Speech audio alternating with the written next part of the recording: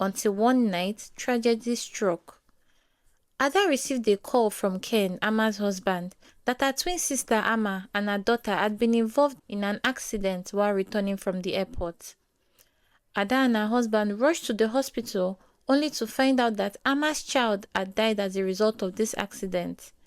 Ama was still unconscious and in intensive care, so she couldn't speak to anyone. Ada was devastated. She had just lost her niece and now she might lose her sister too. They went to the waiting room trying to console Ken, Ama's husband, but he was inconsolable, as the doctor had just told him that his wife Ama sustained internal injuries as a result of the accident and needed to be rushed to the theater for emergency surgery. They waited for hours and finally the head surgeon came to address them. He told them that the surgery was successful, but they had to perform a hysterectomy, meaning that they had to remove Ama's womb to save her life. Ken could not believe what he had heard and started sobbing. Ada could not believe her ears. A few days later, Ama woke up and was given the bad news. She couldn't believe she had just lost her daughter and also her ability to give birth. Her life was ruined, she thought. She felt God was punishing her for the sin she and her twin sister Ada had committed. For the next few weeks, she was in shock and was depressed.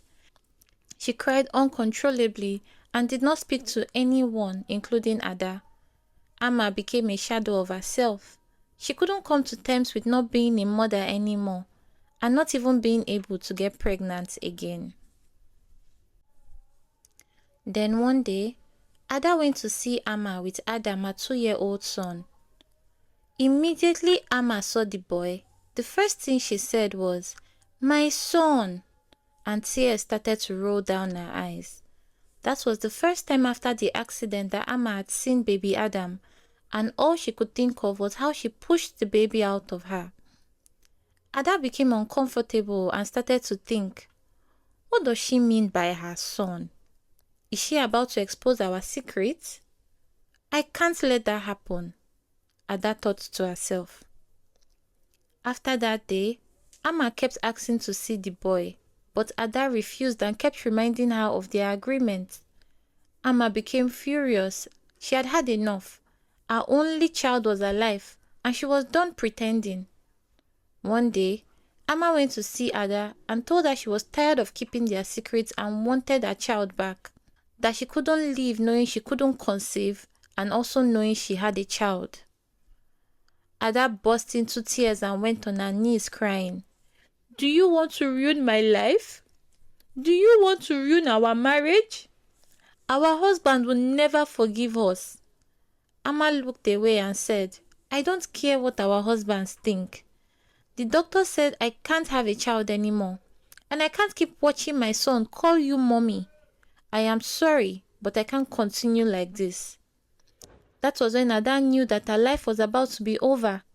Her twin sister was about to ruin everything without thinking about the outcome.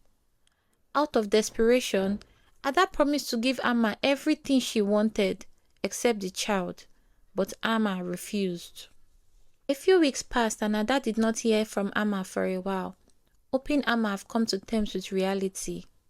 Not until one day, during Adam's 3rd birthday celebration, Ama stood in one corner watching how Adam, her son, was running around calling Ada mommy. She couldn't stand it anymore, and when it was time to take pictures, Ama pushed Ada to a corner and took her position.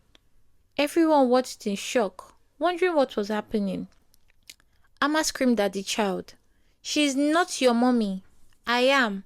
I gave birth to you." Ben and Ken looked at each other puzzled. Ben looked at Ada, and she immediately burst into tears and started to confess. The men couldn't believe their ears, and their parents did not want to believe that this could be true.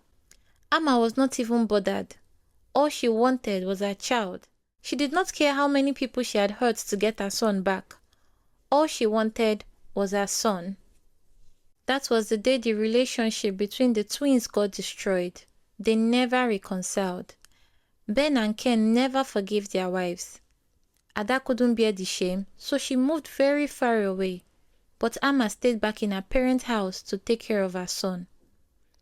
She shared joint custody with Ben, Ada's husband, who confirmed to be the father of the child after a paternity test.